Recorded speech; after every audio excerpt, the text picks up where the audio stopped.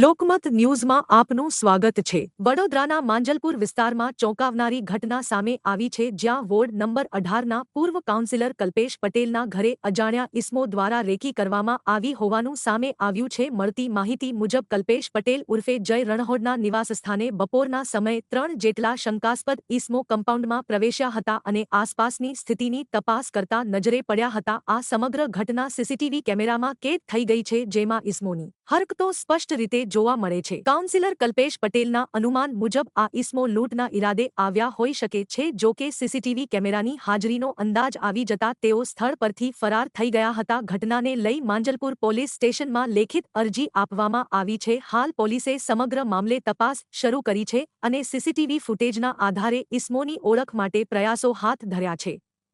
આજે લગભગ 2:15 થી 2:30 વાગ્યાની વચ્ચે લગભગ 2 ગાડી, એક ફોર્ચ્યુનર અને એક ટેક્સી ગાડી, એવી રીતે 2 ગાડીની અંદર ઘસી આવી હતી અને મારા ઘરની અંદર ગૃહ પ્રવેશ કરીને લગભગ 3 વ્યક્તિ અજાણ્યા શખ્સો દેખાઈ છે સીસીટીવી ફૂટેજમાં।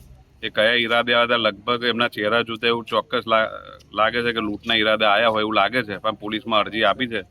હવે આગળ પોલીસ તપાસનો વિષય છે કે આગળ શું તપાસ છે, શું આગળ બહાર આવે છે।